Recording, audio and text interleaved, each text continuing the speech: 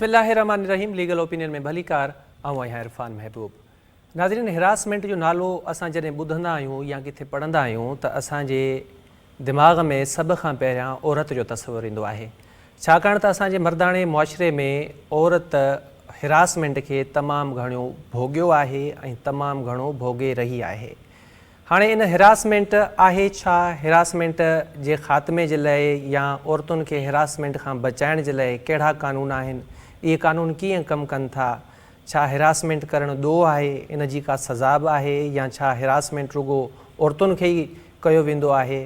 इन समूरे मामले ते असां पंहिंजे प्रोग्राम में अॼु तव्हांखे आगाही ॾींदासीं। गॾोगॾु घरेलू तशदुद बाबति बि जेके क़ानून आहिनि उन्हनि बाबति बि तव्हांखे आगाही ॾींदासीं। ख़ालिद नूर खोसो साहब हाई कोर्ट जा वकील आहिनि, लॻभॻि 10 सालनि खां क़ानून जी फील्ड सां सलाड़ियल आहिनि। असांखे अॼु स्टूडियो में जॉइन कयो अथनि। सभ खां पहिरियां तव्हांजी वॾी महिरबानी, तव्हां पंहिंजे क़ीमती वक़्त मां कुझु घड़ियूं असांजे लाइ कढियूं। ख़ालिद साहब, सभ खां पहिरियां त असांखे इहो ॿुधायो त हीअ हिरासमेंट आहे छा, क़ानून छा थो चए, हिरासमेंट जी डेफिनेशन छा आहे ऐं इन में तव्हांजी इंटरप्रिटेशन छा आहे? वॾी महिरबानी इरफान साहब। सभ खां पहिरीं त इन ते क़ानूनी नुक़्ताए नज़र ते पाण क़ानूनी पॉइंट ऑफ व्यू सां जेकॾहिं रोशनी विझूं, उन खां अॻु में मां हिकिड़ो अर्ज़ु करणु चाहींदुसि त असांजे समाज में इहे जेके मौज़ू अॼु अव्हां पंहिंजे हिन प्रोग्राम में खयां आहिनि उहे इंतिहाई हसास सम्झिया वेंदा आहिनि। जीअं डोमेस्टिक वायलेंस तव्हां ॻाल्हि कई आहे, जंहिंखे घरेलू तशदुद चइजे, या वरी ऑफिसनि अंदरि जिते कमकार करण वारे हंध ते जेके हिरासमेंट जा जेके वाक़िया अचनि था उहे मोस्टली, जीअं तव्हां ऑलरेडी कोट करे चुका आहियो, त घणो करे औरतुनि सां ई ईंदा आहिनि। जेतोणीकि समाज में अहिड़नि मौज़ूअनि ते खुली करे नाहे ॻाल्हायो वेंदो, पर मुंहिंजे सोच मुताबिक़ इहे ई अहिड़ा मौज़ू आहिनि जन बाबति ॻाल्हायो वञे त जीअं अहिड़नि वाक़िअनि खे रोकथाम करण लाइ, रोकण लाइ कंहिं न कंहिं नतीजे ते पहुची सघिजे। छाकाणि त डोमेस्टिक वायलेंस मर्दनि जे भेट में, डोमेस्टिक वायलेंस जे करे मर्दनि जे भेट में औरतुनि जूं फितरी जेके सलाहियतूं आहिनि उन्हनि ते तमामु घणो असरु पवे थो। औरत माउ बि आहे, औरत धीउ बि आहे, जीवन साथी बि आहे, औरत भेण बि आहे। जेकॾहिं घर जे चौधीवारीअ जे अंदरि औरत ते तशदुद कयो वञे, इन जो मतिलबु इहो आहे त असांजो जेको समाज आहे उन जे अंदरि औरत जी जेके हक़नि जी आहे उहा भंजकिड़ी थी रही आहे ऐं उनखे रोकण लाइ जेके ठहियल क़ानून आहिनि, अफ़सोस सां चवणो थो पए त डोमेस्टिक वायलेंस या तव्हां जेका work protection against women workplace जी जेका ॻाल्हि कई आहे उन लाइ क़ानून त ठहियल आहिनि, पर उन्हनि ते अमल दरामद तमामु घटि थी रहियो आहे। ऐं उन खां अलावा जेकॾहिं डोमेस्टिक वायलेंस जो शिकार या जेकॾहिं पंहिंजो हैरासमेंट जो शिकार जेकॾहिं का औरत कोर्ट जे अंदरि अचे थी पई, हिकु त तमामु घटि जेके पंहिंजो केसिस हूंदा आहिनि उहे रिपोर्ट थींदा आहिनि, पर जेकॾहिं का औरत अचे बि अथी त वरी क़ानूनी पेचीदगियुनि जे करे उनखे इंसाफ़ मिलण में जेको तरीक़ेकार आहे उहो किथे टाइम मिले थो, किथे घटि मिले थो। इहो ई वजह आहे जंहिंजे करे जेको आहे इहे हिन वक़्त ताईं इन्हनि जो अहिड़ो को उपाउ वटि हासिलु थिए, जंहिंमां थिए अहिड़ो को हल न कढियो वियो आहे जंहिंमां इन्हनि ते कंट्रोल करे सघिजे। हाणे सभ खां पहिरीं इन ते क़ानूननि ते अमल कराइण खां पहिरीं असांखे समाज जो रवैयो तब्दील करणो पवंदो, असांखे अवेयरनेस जा प्रोग्राम्स करणा पवंदा। असां क़ानून त जोड़े छॾूं था, क़ानून त जेका तव्हां प्रोटेक्शन जी ॻाल्हि कई उन बाबति बि आहे, उन ते बि पाण ॻाल्हि ॿोल कंदासीं। त अहिड़ा क़ानून आहिनि जेके माना हिननि जी घरेलू तशदुद, हरासमेंट, ही त रोज़ जी मामिलो आहे, रूटीन आहे, पर अलमियो हिकिड़ो इहो बि आहे त असांजे मुआशरे में त ठहियो, पर औरतूं जेके मुख़्तलिफ़ ऑफिसनि में कमु कनि थियूं या जेके घरेलू औरतूं आहिनि या जेके नंढा ॿार आहिनि, टोटली अनअवेयर आहिनि इन मामले बाबति त डोमेस्टिक वायलेंस आहे छा, हिरासमेंट आहे छा, ऐं इन मामले ते हिकिड़ा ॾाढा ज़बरदस्त क़ानून बि ठहियल आहिनि ऐं उन्हनि क़ानून तहत हिकिड़ो पूरो सिस्टम ठहियल आहे जेको वर्क करे थो ऐं इन्हनि मामलनि खे रोकण जे लाइ कमु करे थो। पर असांजी इहा बदकिस्मती आहे त असांजे माण्हुनि खे इहा ख़बर ई न आहे ऐं इन पर्पज़ जी करे असां ही लीगल ओपिनियन जी शुरूआति कई त जीअं असां पंहिंजे माण्हुनि खे इहा आगाही ॾेई सघूं त अहिड़े क़िस्म जूं जेके शयूं आहिनि इन्हनि खे फेस कीअं कजे। ख़ासि तौर ते जेको हिरासमेंट एक्ट वर्क प्लेस आहे, हिन में अॻिते हली असां ज़रूरु तव्हांखां हिन प्रोसीजर बि पुछंदासीं त इहो क़ानून कमु कीअं थो करे, पर हिन जी जेका बि प्रोसीडिंग्स थींदी आहे उहा इंटरनली थींदी आहे। माना हिन मामले में तव्हां फ़िलहालु कोर्ट में नथा वञी सघो, तव्हां वकील खे इंगेज नथा करे सघो, इन जे करे इहो तमामु घणो ज़रूरी आहे त हिरासमेंट एक्ट वर्क प्लेस बाबति जेके क़ानून आहिनि उन्हनि जी ॼाण मुआशरे में आम करणु तमामु घणो ज़रूरी आहे। त साईं, क़ानून छा थो चए, हिरासमेंट जी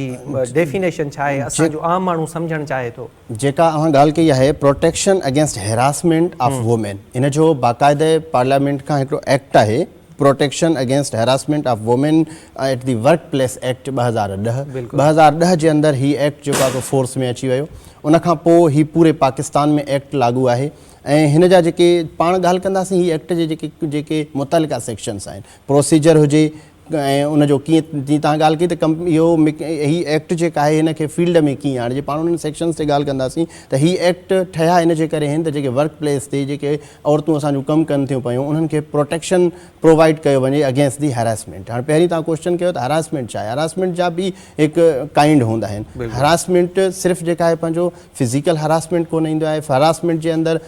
जेकॾहिं तव्हांजो अहिड़ो एक्ट आहे, तव्हांजो अहिड़ो अमल आहे, उन में खोड़ सारियूं शयूं ईंदियूं आहिनि जेके हैरासमेंट जे ज़ुमरे में अचनि। हाणे हिन एक्ट जो सेक्शन 3 आहे। सेक्शन 3 जे तहत हिकिड़ी इंक्वायरी कमेटी आहे, जेके बि ऑर्गेनाइज़ेशन्स आहिनि, जेके बि इदारा आहिनि जिते वर्क प्लेस जे डोमेन में उहे अचनि था पिया। अच्छा सर, माज़रत सां इंटरप्ट कंदुसि मां हिते। सभ खां पहिरियों त असांखे इहो ॿुधायो ही जेको तव्हां protection against harassment of women at the work place act 2010 जेको फेडरल लॉ आहे,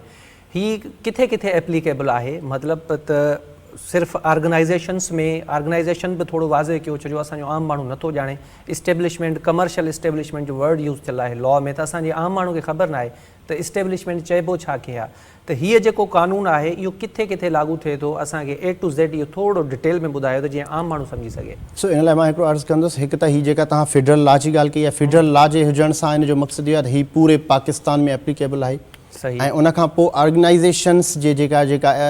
डेफिनेशन जेकॾहिं पाण खणी चइजे, जिते बि उहे गवर्नमेंट आहे गोया सेमी गवर्नमेंट, जेके बि ऑर्गेनाइज़ेशन्स मीन्स जेके बि इदारा जिते मुलाज़िमतूं पंहिंजो ॾिनियूं वञनि औरतुनि खे, थोरे कमर्शियल एक्टिविटी जिते बि थिए, उहा सनत जंहिंमां इनकम थिए काई बि, जी, ऐं इन पर्पज़ लाइ जोड़ियो हुजे, उहा कमर्शियल इस्टेब्लिशमेंट सॾबी, ऑर्गेनाइज़ेशन सॾबी, ऐं इहो कानून उन ते एप्लीकेबल आहे। जेके बि मुलाज़िम उते कमु कनि था, त हीअ जेको कानून आहे protection against harassment of women at work place 2010 उहो उन्हनि ते एप्लीकेबल आहे। त छा इहो रुगो औरतुनि जे लाइ आहे? मर्द बि त हिरासां थींदा आहिनि? बिल्कुलु, मर्द हिरासां थिया आहिनि। हिन में लेजिस्लेचर जेको हिन जो नाव ॾिनो आहे, हिन में इहो आहे त protection against harassment of women at work place. पर हिन जे जेकॾहिं अंदरि असां तशरीह पढ़ंदासीं त उते जेको हिन जो जेको आहे उन में मर्द ऐं औरत ॿिन्हिनि जो ज़िक्र, ॿिन्हिनि जो ज़िक्र। मतिलबु ईअं नथा चई सघूं त हीअ जेको protection against harassment of women at work place 2010 act आहे जेको, इहो रुगो औरतुनि जे लाइ न आहे। जेकॾहिं किथे मर्द पाण खे इनसिक्योर फील करे थो त हुन वटि बि ही रेमेडी आहे, हू ही रेमेडी अवेल करे सघे। ठीकु आहे। अच्छा, ऑफिस में जेकॾहिं कंहिं औरत खे या कंहिं मर्द खे हिरासां कयो थो वञे in any way, in any manners, त उन वटि पहिरीं इंस्टेंट रेमेडी छा आहे? हुनखे छा करणु खपे लीगली हिन कानून मुताबिक़? हिन कानून जे मुताबिक़ सभ खां पहिरीं त मां थोरो बैक अञा वेंदुसि, थोरी डिफाइन कंदुसि। सभ खां पहिरीं जेको जंहिंसां हीउ मामिलो थिए थो, उन खां पहिरीं त उहे जेके इदारा हिन कानून जे मुताबिक़ उहे बाउंड आहिनि, जेके बि ऑर्गेनाइज़ेशन आहिनि 2010 जे हिन एक्ट जे अमल अचण खां पोइ उहे इदारा बाउंड आहिनि, त हू पंहिंजे इदारे जे अंदरि हिकिड़ी टिरुकुनी कमेटी जोड़ींदा, जेके पंहिंजो कंप्लेंट्स आहिनि हिन क़िस्म जा, उन्हनि खे हू इंटरटेन कंदा। इहो सभ खां पहिरीं इदारनि जो कमु आहे। हू उन जेको पंहिंजो कमेटी हूंदो, जेको टे रुकनी कमेटी, उन में कम अज़ कम हिकु मेंबर सा फीमेल मेंबर हूंदी अकॉर्डिंग टू दिस एक्ट। उहे सभु जेको आहे उनखां पोइ जेको जंहिं बि माण्हूअ सां, जंहिं बि मेल सां या फीमेल एम्प्लॉई सां हीअ जेकॾहिं पंहिंजो वाक़ियो पेश अचे थो, त हुन वटि सभ खां पहिरीं रेमेडी आहे त हू रिटन में हिकु कंप्लेंट उन जोड़ियल कमेटीअ जे साम्हूं। उन कमेटी में घटि मां घटि मेंबर केतिरा हुजणु खपनि? टे हुजणु खपनि, जिन मां हिकिड़ी औरत मेंबर हूंदी, हिकिड़ो मैनेजमेंट जो माण्हू हूंदो, ऐं टियों कोई सीनियर मुलाज़िम हूंदो, एम्प्लॉई हूंदो। जेकॾहिं उते का CBA टाइप जेकॾहिं का ऑर्गेनाइज़ेशन आहे, यानी कि जेके यूनियन्स हूंदियूं आहिनि मज़दूरनि जूं या एम्प्लॉइज़ जूं, जेकॾहिं उहा न आहे त उते हिकिड़ो सीनियर एम्प्लॉय हूंदो। अच्छा, उहा कंप्लेंट वेंदी डायरेक्ट इन टे रुकनी कमेटी वटि। पोइ छा थींदो साईं? उनखां पोइ सेक्शन 4 आहे हिन एक्ट जो, उन मुताबिक़ हिन जी जेका प्रोसीजर आहे कंप्लेंट जी, हू हिकिड़ी इंक्वायरी कंडक्ट कंदा। उन इंक्वायरी कंडक्ट जो बि हिकिड़ो प्रॉपर प्रोसीजर ॾिनो वियो आहे। जीअं असां वटि आम अदालतुनि जे अंदरि हिकिड़ो ट्रायल जो प्रोसीजर आहे, उन इंक्वायरी जेके कमेटी जेके मेंबरान आहिनि, दौरान इंक्वायरी उन्हनि खे बाक़ाइदे कोर्ट वांगुरु अख़्तियारात ॾिना विया आहिनि त हू इंक्वायरी होल्ड कंदा। हू उन कंप्लेंट जेको पंहिंजो अक्यूज़ड आहे उनखे एंटीमेट कंदा, जंहिंजे अगेंस्ट ही एलिगेशन्स जेके एलिज एप्लीकेशन उन जे अगेंस्ट मूव कई वई आहे, उनखे हू इन्फॉर्म कंदा त ही चार्ज आहे तव्हांजे अगेंस्ट, ही एलिगेशन्स आहिनि, तव्हां अची करे पंहिंजी पोज़ीशन क्लियर कयो। उनखां पोइ हू जेको अक्यूज़ड आहे हू पंहिंजो प्रॉपर हिकु जवाबु दाख़िल कंदो उन एलिगेशन्स जी to the extent of that allegations जवाब खां पोइ उन्हनि ॿिन्ही पार्टीज़ खे मौक़ा फ़राहम कया वेंदा पंहिंजी पंहिंजी कंटेंट्स खे साबित करण जे लाइ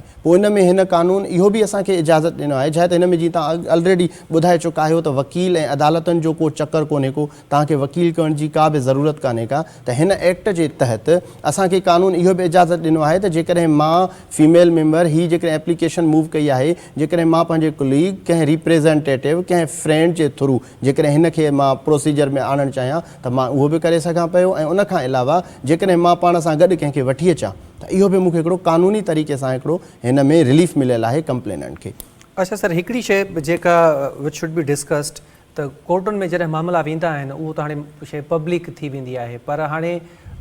ही हिरासमेंट वारो जेको मामिलो आहे आमतौर ते या घणे भाङे मां त ईअं ई थो सम्झां हाणे ख़बर न स्क्रीन ते इहा शइ मूंखे चवणु खपे या न चवणु खपे पर सेक्शुअली हिरासमेंट तमामु घणी थींदी आहे औरतुनि खे पोइ हाणे इहे मामला जॾहिं इन कमेटी में वेंदा त पोइ हिते छा को प्राइवेसी सिस्टम रखियल आहे त जेका पूरी प्रोसीडिंग्स आहे उहा पब्लिक न थिए इन जे लाइ ही जेको आहे उन में वाज़े आहे हिन एक्ट में वाज़े आहे त ही जेका बि प्रोसीडिंग्स या जेका कंप्लेंट या जेको कंप्लेनेंट जो बयानु रिकॉर्ड कयो वेंदो उनखे बिल्कुलु कॉन्फिडेंशियल रखियो वेंदो ऐं उहे जेके बि प्रोसीडिंग्स आहिनि उहे पब्लिक न कया वेंदा ही हिन एक्ट जो हिकिड़ो जेको पंहिंजो ॿी ॻाल्हि मां तव्हांखे हिकिड़ो अर्ज़ु कंदुसि जेके हरासमेंट जा जेके पंहिंजो असां वटि वाक़िया आहिनि उन्हनि जो रोकथाम तमामु ज़रूरी आहे ऐं अहिड़नि वाक़ियनि खे रोकण लाइ ऑफिसनि दफ़्तरनि ऐं इदारनि जे अंदरि बि हिकु जोॻो मैकेनिज़म जोड़ण जी ज़रूरत आहे जंहिंमां अहिड़े क़िस्म जी सोच रखंदड़ जी जेका आहे हौसला शक्नी थी सघे छाकाणि त मौजूदु सूरत हाल जे अंदरि जेकॾहिं सिर्फ़ु असां कानून जोड़ींदा रहूं ऐं कानून ठाहींदा रहूं जेकॾहिं उन्हनि ते अमल दरामद ऐं उनजी इम्प्लीमेंटेशन न थींदी त जीअं तव्हां अॻु में ॻाल्हि करे चुका आहियो त काफ़ी असां वटि हीउ जेको असांजे अॼु प्रोग्राम करण जो पर्पज़ बि इहो आहे त हिकिड़े क़िस्म जी अवेयरनेस माण्हुनि ताईं पहुचे ॾिसंदड़नि ताईं पहुचे त जेका हिन अगेंस्ट जेकॾहिं हिन क़िस्म जो को क्राइम का शइ थिए थी त असांखे जेका रेमेडी आहे त इन जे करे असांखे पंहिंजो इदारनि जे अंदरि इहे हिन वक़्तु ताईं खोड़ सारा अहिड़ा इदारा आहिनि जिन जे अंदरि हिन वक़्तु ताईं उहे कमेटियूं जुड़ी न सघियूं आहिनि खोड़ सारा अहिड़ा इदारा आहिनि जिन खे अञा ताईं ॼाण कान्हे का त हीउ एक्ट आहे ऐं हिन एक्ट जे तहत असांखे का कमेटी जोड़णु खपे। ठीकु आहे ख़ुशि साहिबु ब्रेक जो टाइम थियो आहे ब्रेक खां पोइ वापसि ईंदासीं ऐं तव्हां खां पुछंदासीं त जांच खां पोइ कहिड़ियूं कहिड़ियूं पेनल्टीज़ आहिनि यानी सज़ा कहिड़ी तजवीज़ थी आहे जेको माण्हू हिरासमेंट करे थो। ब्रेक जो वक़्तु थियो आहे नाज़रीन ब्रेक खां पोइ मिलूं था।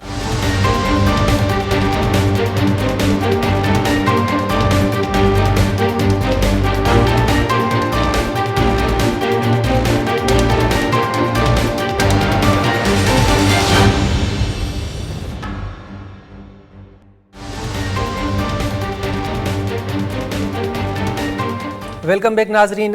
लीगल ओपिनियन में हिरासमेंट वारे मामले ते अॼु असीं तव्हांखे आगाही पिया ॾियूं डोमेस्टिक वायलेंस जंहिंखे असीं सिंधीअ में घरेलू तशदुद चई सघूं था उन ते बि तव्हांखे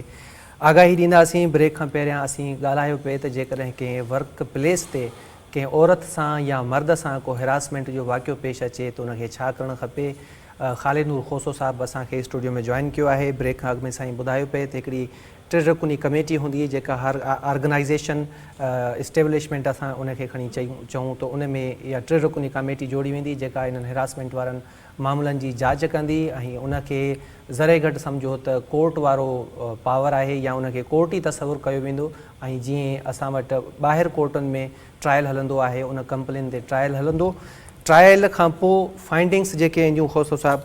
त कानून छा थो चए सज़ा कहिड़ी कहिड़ी तजवीज़ आहे जेकॾहिं का माण्हूअ ते हिरासमेंट साबित थी वञे त पोइ सज़ा कहिड़ी आहे उन्हनि जी। ॾिसो सर इन जे लाइ जेके लेजिस्लेचर जेके हिन एक्ट तहत जेके सज़ाऊं ॾिनियूं आहिनि उहे बिल्कुलु डिफरेंट आहिनि छो त आम तौर ते जेकॾहिं कंहिं बि अफेंस या कंहिं बि क्राइम जो जेकॾहिं सज़ा आहे त उहो असां वटि क्रिमिनल प्रोसीजर कोड ऐं पाकिस्तान पेनल कोड तहत सज़ा ॾिनी वेंदी आहे। जीअं त हीअ तव्हां ऑलरेडी पाण डिस्कस करे चुका आहियो त हीअ ऑफिसनि जे अंदरि हिकिड़ी कमेटी आहे त हिन लाइ हुननि सज़ाउनि जो जेको आहे पंहिंजो आहे उन्हनि खे ॿिनि पोर्शन में ॿिनि हिसनि में विरायो आहे। हाणे ॾिसणो उन कमेटी खे इहो आहे त जेके एलिगेशन्स आहिनि उन्हनि जी सीरियसनेस केतिरी आहे कहिड़े क़िस्म जा एलिगेशन्स आहिनि ऐं उहे प्रूव कंदे केतिरा एलिगेशन प्रूव थी चुका आहिनि। जेकॾहिं कमेटी सेटिस्फाइड आहे त हीअ जेके पंहिंजो जेके एलिगेशन्स आहिनि उहे तमामु हिकिड़ा सीरियस नेचर जा एलिगेशन्स आहिनि ऐं इहे एलिगेशन्स प्रूव थी चुका आहिनि पोइ त उनजो जेको पोर्शन आहे उहो मेजर पेनल्टीज़ उन ते इम्पोज़ कया वेंदा। हाणे मेजर पेनल्टीज़ जी जेकॾहिं पाण ॻाल्हि कयूं त उन जे लाइ सभ खां पहिरीं हुननि लिखियो आहे reduction to the lower post from time scale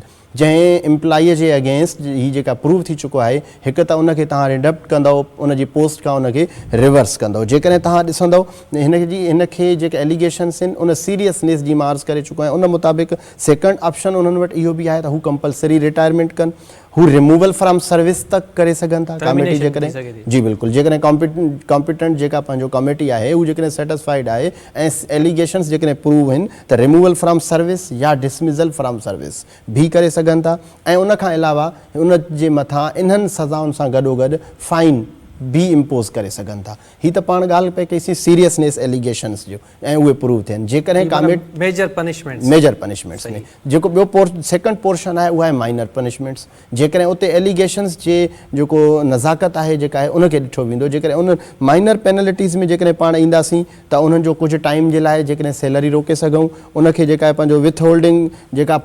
time जे लाइ कुझु टाइम जे लाइ जेको प्रोमोशन या इंक्रीमेंट्स वग़ैरह हूंदा आहिनि उन्हनि जे लाइ जेका उनखे असां रोके सघूं था पिया। ऐं उन खां अलावा उन्हनि जे मथां असां कंपनसेशन बि उन्हनि खे जेका आहे पंहिंजो इम्पोज़ करे सघूं था। ही सभु आहिनि माइनर जेको पंहिंजो पेनल्टीज़। अच्छा सर, हिकिड़ो सवाल इन में इहो बि आहे त पाण जीअं डिस्कस कयो त टे रुकनी कमेटी हूंदी, हिकिड़ी औरत मेंबर हूंदी, उन में हिकिड़ो मैनेजमेंट जो माण्हू हूंदो ऐं टियों जेको आहे सो एम्प्लॉइज़ जी तरफ़ खां को हूंदो। हाणे जेकॾहिं एलिगेशन्स टिनी मेंबरनि मां कंहिं हिक ते आहिनि त पोइ छा थींदो? अल्टरनेटिवली उन मेंबर जे जाइ ते जेको इदारो आहे जंहिं जेको ही जेके मेंबर जेके पंहिंजो इंक्वायरी ऑफिसर जेका कमेटी जेका कंस्टिट्यूट उहा त ज़ाहिर आहे इदारो पाण ई जेका करे थी पई, जंहिं इदारे जे ऑर्गेनाइज़ेशन आहे हू रिप्लेस करे उन जे जाइ ते ॿियो को जेकॾहिं उहो सीनियर जेकॾहिं मेंबर में आहे त हू उन्हनि मां खणंदा आहे, जेकॾहिं हू मैनेजमेंट में आहे त हू रिप्लेस करे उनखे मैनेजमेंट मां रिप्लेस करे ॿियो माण्हू खणंदा। अच्छा खोसो साहिबु, हिकिड़ी शइ त असां वटि इहा शइ इन ॻाल्हि खां इनकार नथो करे सघिजे त वर्क प्लेसिस ते औरतुनि खे हिरासां कयो वेंदो आहे। इहा ॻाल्हि सच आहे, पर असां वटि ईअं बि थींदो आहे त हिरासमेंट जे नाले ते फॉल्स कंप्लेन बि मूव कयूं वेंदियूं आहिनि। पोइ उन में अॻे माण्हू जी क्रेडिबिलिटी खे नुक़सानु रसाइण जे लाइ या ॿिया के बि पर्पज़ थी सघनि था। हाणे जेकॾहिं कंहिं क़िस्म जी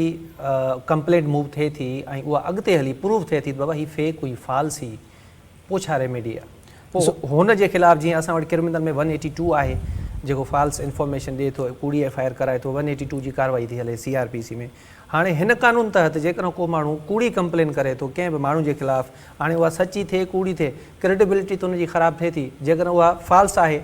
कूड़ी आहे, पोइ छा थींदो? ॾिसो, हिन कमेटी जा जेके अख़्तियारात आहिनि उन जा अख़्तियारात त पंहिंजे फाइंडिंग्स ॾियण ताईं हिन जे इन लाइ जेकॾहिं पंहिंजो इहो आहे त ड्यूरिंग जेका इंक्वायरी आहे उन इंक्वायरी जे अंदरि उहे एलिगेशन साबित नथा थियनि, उहा कंप्लेंट फॉल्स थिए थी पई त हू हिकिड़ी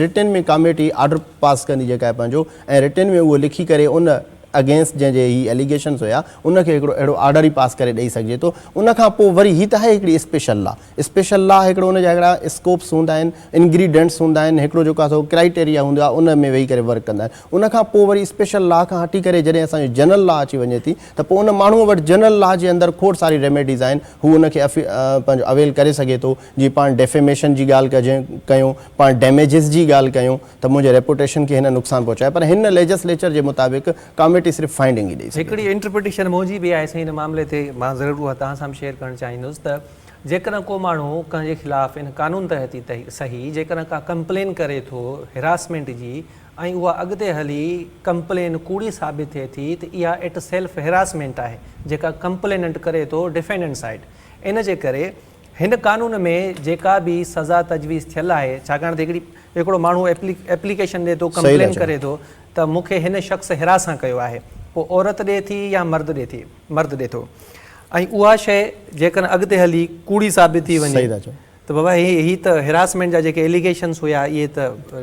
कूड़ा साबित ई नथी सघे, इहा इट सेल्फ हिरासमेंट आहे जेका कंप्लेनेंट रिस्पोंडेंट खे कई। त ही जेका बि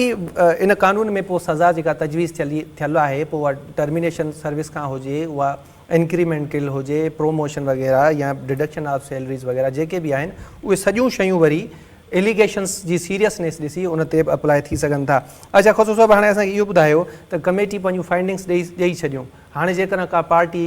उहा उन ते सेटिस्फाइड न आहे छा कंदी, हुन वटि रेमेडी छा आहे? जेकॾहिं का बि पार्टी उन मां मुतमइन कोन्हे को त जीअं असांजे आम जनरल लॉ जे अंदरि एपीलेट फोरम्स हूंदा आहिनि, हिन एपीलेट फोरम्स पोइ हिन जे हायर जेका एपीलेट्स फोरम आहे उहा मुहतसब आला आहे। मुहतसब आला वटि हू उन जी जेका अपील जंहिंखे खणी चई सघिजे उन वटि उहे फाइल करे सघनि कंहिं वटि वेंदो सर मुहतसिब आला मौत उते प्रोसीजर छा आहे उते प्रोसीजर अपीलेट फोरम वारो ई प्रोसीजर आहे जेको हुनजो RM जेके हेठि प्रोसीजर्स आहिनि उहे रिकॉर्ड जो हिसो थी चुका आहिनि सभ खां पहिरियां त हिन में शोकास नोटिस ॾियणो हूंदो आहे सही। हिन खे मुहतसिब आला खे जेका बि अॻी पार्टी आहे हू डिसीशन पढ़ी जेकर हुनखे लॻे थो त यार हिन में कुझु फाइंडिंग्स आहिनि जेके मूंखे ॾियणु खपनि सही था चओ त हू हुन में ॾेई छॾींदो पंहिंजूं फाइंडिंग्स जेकर चए थो न हिन मामले खे हलणु खपे ट्रायल में हलणु खपे सही। अॻी पार्टी खे नोटिस करणु खपे त पोइ हुनखे नोटिस कंदो बिल्कुलु सही था चओ इहो त अपील जो हिकिड़ो प्रोसीजर ई इहो हूंदो आहे अपीलेट फोरम ते अच्छा हाणे पाण वटि आहे हाई कोर्ट आहे अपील में हाई कोर्ट खां पोइ सुप्रीम कोर्ट आहे त हिते छा मुहतसिब आला फाइनल आहे या मुहतसिब आला जे ऑर्डर जे ख़िलाफ़ बि वञी सघिजे थो न बिल्कुलु फाइनल कोन आहे मुहतसिब आला जो इवन जॾहिं ही रेमेडीज़ मुकमिल जीअं पाण वटि रेवेन्यू अथॉरिटीज़ जो रेमेडीज़ मुकमिल थी वेंदा आहिनि मेंबर बोर्ड ऑफ रेवेन्यू वटि हिन में बि जॾहिं तव्हां गवर्नर वटि वेंदो जॾहिं हिन में जेका आहे पंहिंजो तव्हां प्रेसिडेंट वेंदो जॾहिं तव्हांजा रेमेडीज़ मुकमिल थी वेंदा त पोइ वरी स्टार्ट थींदा तव्हांजे कोर्ट्स जा रेमेडीज़ जेकॾहिं तव्हां सभिनी रेमेडीज़ मां सेटिस्फाइड न आहियो त पोइ वरी स्टार्ट थींदा कोर्ट रेमेडीज़ तव्हां बिल्कुलु हिनखे अपील करे सघो था जेसि ताईं उहे फाइनलिटी अटेंड नथा करे सघनि माना असां जेकर कमेटी ऑर्डर हिकिड़ो पास करे थी हरासमेंट जी कंप्लेन ते त असां उनजी अपील खणी वेंदासीं मुहतसिब आला वटि सही था चओ मुहतसिब आला जे ऑर्डर खां जेकर असीं सेटिस्फाई न आहियूं त पोइ असां वटि रेमेडी हूंदी गवर्नर या प्रेसिडेंट सही था चओ इहे जेको आहे सो उन्हनि जो जेको बि ऑर्डर हूंदो it will be same final order अच्छा सर इहो त थी वियो हिरासमेंट वारो चकर अच्छा हिकिड़ी शइ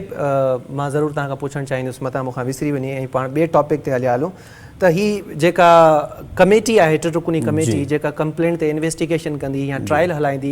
को स्पेशल टाइम ॾिनल आहे त बाबा महीने में 2 महीने में 3 में 4 में 5 में या को टाइम पीरियड फिक्स थियल आहे त उन में तव्हांखे कंक्लूड करणो आहे बिल्कुलु लेजिस्लेचर जेको आहे हिन जे अंदरि का स्पेसिफाइड डेज़ मुक़ररु कोन कया पर वर्ड्स ज़रूरु इस्तेमालु कयो आहे त मुनासिब वक़्त जे अंदरि मुनासिब वक़्त जे अंदरि उनखे ही इख़्तिताम पज़ीर करणो आहे एप्लीकेशन खे ॿुधी करे फाइनलाइज़ करे डिसाइड करणो आहे मतिलबु एज़ अर्लियर एज़ पास्ट करणी अच्छा ऐं जेकर अपील में असां वञूं था त उन्हनि जो त इहो ई 3 ॾींहं आहे जीअं ॿियनि उहो त अपील फाइल करण जा 3 ॾींहं 3 ॾींहं जीअं ॿिए कानून में आहे बिल्कुलु अपील फाइल करण जा बाक़ी उनजो बि हिकिड़ो स्पेसिफिक टाइम आहे त जेतिरो मुनासिब वक़्त में थी सघे तव्हां हिनखे ॿुधी करे डिसाइड करे छॾियो अच्छा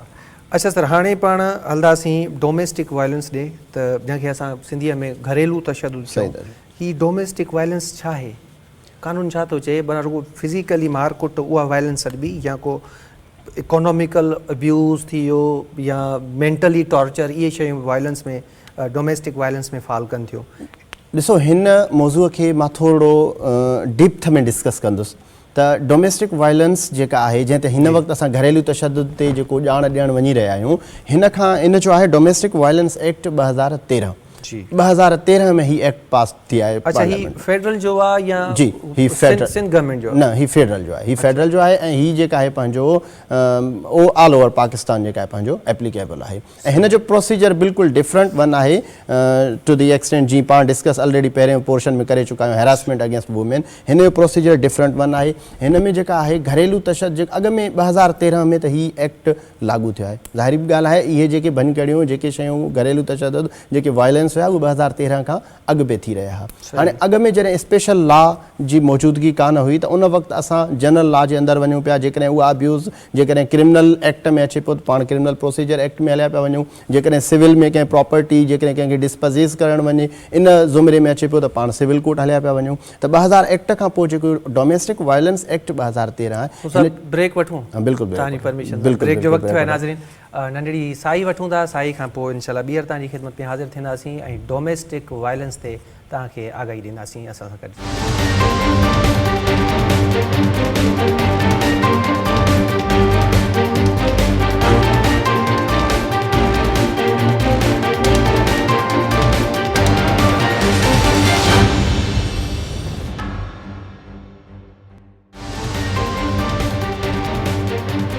वेलकम बैक नाज़रीन ब्रेक खां अॻु में असीं डोमेस्टिक वायलेंस ते गुफ़्तगू पे कई ख़ालिद नूर खोसो साहब सीनियर एडवोकेट आहिनि हाई कोर्ट में प्रैक्टिस कंदा आहिनि असां सां गॾु आहिनि ख़ालिद साहब डोमेस्टिक वायलेंस तव्हां ॿुधायो पिए त कहिड़ी बला आहे छा आहे जी डोमेस्टिक वायलेंस एक्ट 2013 आहे 2013 में ही एक्ट जेको आहे सो पूरे पाकिस्तान में एप्लीकेबल थी ऐं हिन जो हाणे जेको प्रोसीजर आहे पाण जेका अॻु में डिस्कस करे चुका आहियूं जंहिं हैरासमेंट वारे जेका पॉइंट ते बिल्कुलु डिफरेंट आहे ही प्रोसीजर कोर्टनि जे अंदरि आहे हाणे ही डोमेस्टिक वायलेंस घरेलू तशदुद हू कंहिं सिर्फ़ु स्पेसिफिकली मारकुट ताईं कोन्हे को। घर जे अंदरि रोज़मर्रा जी जेके ज़िंदगीअ में आहिनि, जेकॾहिं को बि फंडामेंटल राइट जेके constitution of Islamic Republic of Pakistan में कंहिं पर्सन खे प्रोवाइड थियल हुजनि ऐं उन्हनि जी जेकॾहिं उहे वायोलेट थियनि त उहे जेके आहिनि पंहिंजो घरेलू घर जे अंदरि जेकॾहिं उहे चौदीवारी अंदरि वायोलेट कया वञनि त हीअ जेका आहे डोमेस्टिक वायलेंस एक्ट जे ज़ुमरे में अचे थो पियो। ऐं उनजो प्रोसीजर ईअं आहे, हिन में हाणे 3-4 शयूं आहिनि। हिन में इहो आहे त डोमेस्टिक, हिन में को बि स्पेसिफिक कैटेगरी कोन्हे को त जेको वायोलेशन जेको एक्ट आहे जेको उहो अगेंस्ट कंहिंजे जेको आहे ही पंहिंजो जेको एक्ट आहे उहो अगेंस्ट कंहिंजे, हिन में मेल जे अगेंस्ट बि उहा शइ थी सघे थी, उनजो जेको वायोलेशन आहे जेके डोमेस्टिक वायोलेशन्स उनजे अगेंस्ट बि थी सघनि था। फीमेल्स जे अंदरि मदर फादर वाइफ ही जेके बि हिकिड़ो मतिलबु बिल्कुलु सभिनी ते जेको आहे सो एप्लीकेबल आहे। हाणे हिन जो तरीक़ेकार आहे, हिन में 3-4 शयूं अचनि थियूं। हाणे फ़र्ज़ु कयो पाण हिकिड़ो फॉर एग्ज़ाम्पल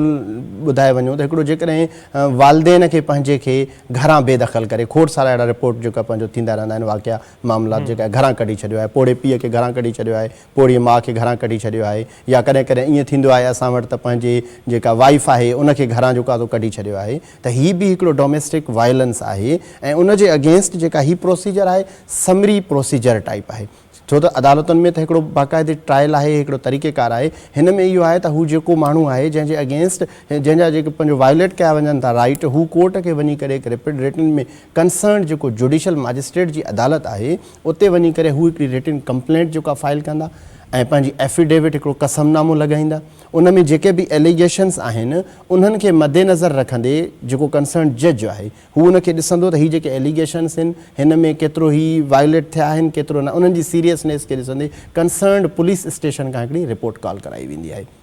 ऐं उन रिपोर्ट कॉल कराइण खां पोइ जॾहिं उहा ऐं जेके रेस्पोंडेंट्स जंहिंजे अगेंस्ट हीअ एप्लीकेशन फाइल कई वेंदी आहे उन्हनि खे बि कॉल थींदी आहे कोर्ट जे तरफ़ां। उनखां पोइ उहे जॾहिं ॿई धुरियूं कोर्ट में अदालत में जॾहिं पेश थींदियूं आहिनि त पोइ कोर्ट खे अख़्तियारात आहिनि त हू on the hearing of first date of hearing interim relief जंहिंखे चइजे, जेका बि उनजी प्रेयर आहे कंप्लेनेंट जी, जेको बि उनजी घुर आहे अदालत खां, हू इंटीरियम रिलीफ जे तहत उनखे जारी करे ऑर्डर जारी करे सघे थी अदालत त जेकॾहिं हिकिड़ो माण्हू आहे उनखे डिस्पजेस कयो वियो या पंहिंजे घरवारीअ खे जेकॾहिं को मर्द तशदुद करे उनखे घरां कढी छॾे ऐं हू डोमेस्टिक वायलेंस एक्ट तहत जेकॾहिं दरख़्वास्त दाख़िल करे त जज साहब खे अख़्तियारात आहिनि त हू उनखे ऑर्डर कंदो त हिनखे घर में रखियो वञे। जेकॾहिं हू उते सेटिस्फाई कोन्हे को त हुनखे अलॻि अकोमोडेशन ॾेई करे, जेकॾहिं तव्हां पाण उन टाइम ॿारनि जी ॻाल्हि कई, जेकॾहिं ॿारनि जी जेकॾहिं कस्टडीअ जी जेकॾहिं थोरी ॻाल्हि खे कंदासीं त टॉपिक ॿिए हंधि हले वेंदो गार्डियनशिप वार्ड एक्ट में,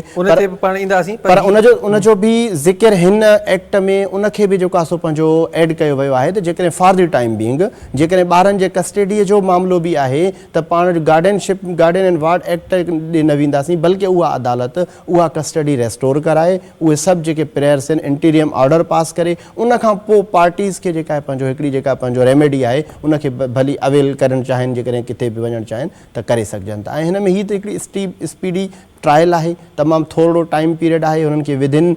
3 मंथ्स ही जेको पंहिंजो एप्लीकेशन आहे ही डिसाइड करिणो आहे। ऐं उनखां पोइ ही तमामु हिकु बहितरीनु लॉ आहे। उनजो ख़ासि कारण इहो आहे त जेकॾहिं जीअं मां अॻु में ज़िक्र करे चुको आहियां त पोड़े पीउ माउ खे घरां बेदख़ल कयो वियो, जेकॾहिं हिन एक्ट खां अॻु पाण हिन ते ज़िक्र कंदासीं त पोइ इनजो असां वटि सिविल प्रोसीजर एक्ट तहत हिकिड़ी कार्रवाई जनरल लॉ में आहे जो हू वञी करे सिविल सूट फाइल करे या पोज़ीशन रेस्टोर कराए या पंहिंजी प्रॉपर्टीअ जी खोड़ सारो लंबो चौड़ो फादर ऐं मदर ते हिकिड़ो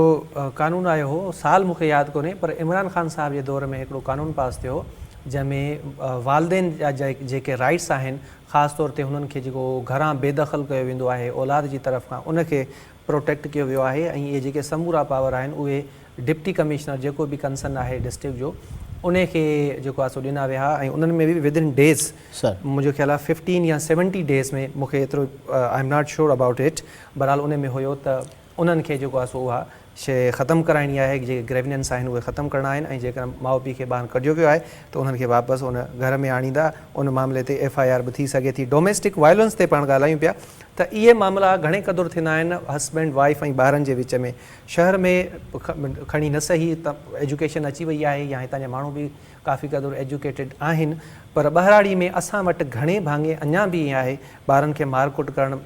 ज़ालुनि खे मारकुट करणु इहा त माना हिकिड़ी आम ॻाल्हि आहे, पर ॿारनि खे मारकुट आहे त उन में domestic violence prevention and protection act 2013 जेको आहे ॿारनि खे मारकुट जे हवाले सां का उन में को प्रोटेक्शन आहे या उन में का पनिशमेंट सज़ा तजवीज़ थियल आहे, केतिरो उन में ॿारनि जा जेके हक़ आहिनि उन्हनि खे तहफ़ुज़ हासिलु आहे। ॾिसो उन में त चाइल्ड प्रोटेक्शन एक्ट जो हिकिड़ो पंहिंजो बि आहे जेकॾहिं पंहिंजो ॿारनि जी जेकॾहिं डिस्कस कजे, पर हीअ जेका जनरल आहे ऐं जीअं मां अर्ज़ु करे चुको आहियां तमामु बहितरीनु शयूं आहिनि हिन में, उन में ॿारनि जी जेका आहे पंहिंजो जेके राइट्स आहिनि उन्हनि खे बि प्रोटेक्ट कयो वियो आहे। जेकॾहिं पंहिंजो उन्हनि जी काई बि पेरेंट्स मां जेकॾहिं पंहिंजो को बि अची करे अदालत खे अहिड़े क़िस्म जी का शिकायत जेकॾहिं रिटन में मूव एप्लीकेशन फाइल जेकॾहिं थिए थी पई त उन्हनि जे अगेंस्ट बि जेको कंसर्न पुलिस स्टेशन आहे उन जे थ्रू एक्शन खणी करे उनखे बाउंड कयो वेंदो आहे ऐं फर्दर लाइ उन माण्हूअ खे पाबंद कयो वेंदो आहे त अहिड़े क़िस्म जी का बि शिकायत न मिले। ॾिसो इरफान, हिन ॻाल्हियुनि खां पाण कानूनी डिस्कशन करण सां गॾोगॾु असां इन ते बि ॻाल्हाईंदासीं त असांखे हिननि कानून ते अमल दरामद करण जो फ़ाइदो उन वक़्तु ई अची सघे थो जंहिं वक़्तु असां पंहिंजे समाज जे अंदरि पंहिंजे रोज़मर्रा जी ज़िंदगी जे अंदरि इन्हनि तब्दीली आणण जी कोशिशि कंदासीं, असां अहिड़े क़िस्म जी अवेयरनेस ॾियण जी कोशिशि कंदासीं। जेकॾहिं असां पंहिंजे पाण ते सिर्फ़ु कानून जे हिकिड़े दायरे में करे कंदासीं त असां वटि जेके मौजूदा सूरत हाल आहे, जेको मैकेनिज़म आहे मौजूदा, उन में ॾाढो मुश्किल थी वेंदो हिननि कानूननि ते अमल दरामद कराइणु। बिल्कुलु ग्राउंड रियलिटीज़ असांखे ॾिसणु खपनि, छाकाणि त ॿाहिराड़ी में असां वटि ईअं थींदो आहे, बल्कि मूं त पंहिंजे अखियुनि सां ॾिठो आहे त जेके मर्द हज़रात हूंदा आहिनि उहे पंहिंजे जेके वाइफ्स हूंदियूं आहिनि, घरवारियूं हूंदियूं आहिनि, उन्हनि खे पंहिंजी प्रॉपर्टी सम्झंदा आहिनि ऐं मारींदे कुटींदे देरि बि न कंदा आहिनि ऐं उहे उनखे हक़ु सम्झंदा आहिनि पंहिंजो ऐं उनखे दुरुस्त सम्झंदा आहिनि त मूं पंहिंजी ज़ाल खे थप हईं ऐं उनखे ॿ टे चंबा हयां, पंहिंजे ॿारनि खे कुटियो। ऐं असांजे मुआशिरे में वरी इहो हिकिड़ो माइंड सेट बि बिल्टअप थियलु आहे त बाबा ठीकु आहे, हुनजो पंहिंजो ॿारु आहे भले कुटेसि, हुनजी पंहिंजी ज़ाल आहे भले कुटेसि, असांजो छा वञे। त ख़ुदारा ईअं न कयो, कानून में इहे जेके शयूं आहिनि इहो क्राइम आहे, ॾोह आहे। ख़ुशि साहिबु इन जी सज़ा छा तजवीज़ थियलु आहे? ॾिसो उन जे लाइ जेको कंसर्न जेके बि इन जे लाइ बहितर तक़रीबन अदालतुनि में जेको मां हिन में ॿ इशूज़ ते ॻाल्हाईंदुसि। हिकु त अदालतूं तव्हां जेका ज़मीनी सूरत हाल जी ॻाल्हि कई, जेकॾहिं पाण थोरो इन डेप्थ में वेंदासीं त पोइ त माना इहो सज़ाऊं जेकॾहिं अची वञनि त घर ठहण जे जाइ ते घर ड्रहण जे तरफ़ ॻाल्हियूं वेंदियूं आहिनि। त अदालतूं अक्सर जेके असां हिन प्रोसीजर जेकॾहिं ज़मीनी सूरत हाल जी प्रोसीजर कंदासीं त उन में ईअं थींदो आहे त ॿिन्ही जो पेचअप कराए कंसर्न थाणे जे कंसर्न जेको पुलिस स्टेशन आहे उन जे थ्रू हिकिड़ो जेको आहे सो ऑर्डर आहे उन जी डायरेक्शन ॾिना वेंदा आहिनि त तव्हां हिनखे जेका आहे लुक आफ्टर कंदो। अदरवाइज़ हू कंपनसेशन जेका आहे पंहिंजो जंहिंजे अगेंस्ट ई वायोलेट थी आहे उनखे कंपनसेट कराइण जो बि जज साहब जेको आहे पंहिंजो कोर्ट ऑर्डर जारी करे सघे। अच्छा ख़ुशि साहिबु, हाणे आख़िरी सवालु कंदुसि तव्हां खां, उनखां पोइ पुॼाणीअ लाइ वधंदासीं। इंस्टेंट रेमेडी ज़ाल मुड़ुस में जॾहिं बि फॾो थींदो आहे, मारकुट थींदी आहे या हिक ॿिए सां कावड़बा आहिनि या मुड़ुस पंहिंजी ज़ाल खे घरां कढी छॾींदो आहे त ॿार जेके आहिनि उहे तमामु घणो सफ़ल कंदा आहिनि, जेके मसइला मसाइल आहिनि या मेंटली स्ट्रेस आहे उहे बर्दाश्त कंदा आहिनि। नंढनि ॿारनि में ईअं थींदो आहे त जेको वालिद साहबु हूंदो आहे उहो 2 सालनि जो आहे, साल जो आहे, 3 जो आहे, जेको ॿारु आहे उनखे पाण वटि रोके छॾींदो, पंहिंजी कस्टडी पाण वटि रखंदो ऐं पंहिंजी ज़ाल खे कढी छॾींदो आहे। त इन मामले में इंस्टेंट रेमेडी छा आहे माउ वटि त हू बिना कोर्टुनि जा चकर काटण जे पंहिंजे ॿार जी जेका कस्टडी आहे उहा फौरी तौरु हासिलु करे सघे, छाकाणि त इहो बि डोमेस्टिक वायलेंस में ई शुमारु थिए थो। बिल्कुलु, इहो डोमेस्टिक जीअं मां तव्हांखे ऑलरेडी हिन में ऐड करे चुको हुउसि त डोमेस्टिक वायलेंस एक्ट तहत बि आहे त इंस्टेंटली जेका आहे पंहिंजो हिन एक्ट तहत अदालत इहो ऑर्डर जारी करे सघे थी त तव्हां ही जेके ॿार आहिनि हू कस्टडी रेस्टोर कयो वञे उन्हनि ॿारनि जे मदर खे। स्टेशन बि असां वञी सघूं था, गार्जियन ऐं वार्ड एक्ट जे तहत सेक्शन 12 आहे मुंहिंजे ख़्याल में, असां वञी सघूं था। बिल्कुलु, ॾिसो पुलिस स्टेशन त छाकाणि त अदालत में वञूं वरी तव्हांखे ख़बर आहे त काई बि कंप्लेन हुजे उहा एडमिट थींदे थींदे उनखे 3 ॾींहं लॻी वेंदा आहिनि, 3 ॾींहंनि खां पोइ वरी नोटिस ते वरी रिपोर्ट कॉल थिए त असां डायरेक्ट पुलिस वटि वञी सघूं था, विदिन हावर्स असांखे कस्टडी में। जेकॾहिं पुलिस जे ज़िम्मेदारियुनि जी ॻाल्हि कजे पोइ हुननि जो बि त हिकिड़ी वसी जेको आहे पंहिंजो उहो आहे, जेकॾहिं पंहिंजो पाण कंप्लेंट खणी पुलिस उहो त बिल्कुलु फस्ट रेमेडी हर अगेंस्ट एवरी एंड ईच जेको क्राइम आहे फस्ट रेमेडी त कंसर्न पुलिस स्टेशन आहे, बिल्कुलु असां वञी सघूं था। जेकॾहिं असांजो मसइलो उतां हल न थिए उनखां पोइ सेकेंड रेमेडी हमेशह असां अवेल कंदा आहियूं अदालतनि जो। त अदालतनि लाइ बि ॾिसो हिकिड़ो माइंड सेट हूंदो आहे त मां जेकॾहिं अदालत वेंदुसि त मूंखे टाइम लॻी वेंदो, जीअं तव्हां हिन वक़्तु ॻाल्हि कोट कई, पर मां इहो ई थोरो क्लैरिफाई करणु चाहियां पियो त 2 खां 3 रेमेडीज़ आहिनि। जीअं पाण सेक्शन 491 CRPC खे जेकॾहिं थोरो बि डीप्थ में जेकॾहिं पंहिंजो पेरूस कंदासीं त उन में बि जेको कस्टडी ऑफ माइनर आहे उनजो ज़िक्र आहे जेको आहे पंहिंजो, ऐं अदालतूं उहो रिलीफ जेको आहे पंहिंजो फौरी तौर ते माइनर जो जेको कस्टडी आहे उहो जेको आहे पंहिंजो रेस्टोर करे जेका आहे माउ खे जेका आहे पंहिंजो हवाले करे छॾनि थियूं, ऐं उनखां पोइ पार्टीज़ खे छॾियो वञे थो त हाणे तव्हां वञी करे जनरल लॉ जे अंदरि हाणे तव्हां अदालतुनि में वञी करे जेको रेमेडी आहे तव्हां हलिया वञो त फौरी हल जे लाइ पाण डोमेस्टिक वायलेंस एक्ट तहत बि अप्रोच करे सघूं था कंसर्न थाणे सां गॾो गॾो गॾु कंसर्न डिस्ट्रिक्ट एंड सेशन जज खे 491 CRPC तहत बि अप्रोच करे सघूं था त असांखे ही कस्टडी हवाले असांजे कई वञे त हीअ असां वटि रेमेडीज़ बि आहिनि। ठीकु आहे ख़ालिद नूर खोसो साहिबु, तव्हांजी वॾी महिरबानी, तव्हां वक़्तु ॾिनो। नाज़रीन, प्रोग्राम जो वक़्तु पंहिंजी पुॼाणीअ ते पियो पहुचे, असीं मोकिलाईंदासीं इन उमेद सां त असांजो अॼोको प्रोग्राम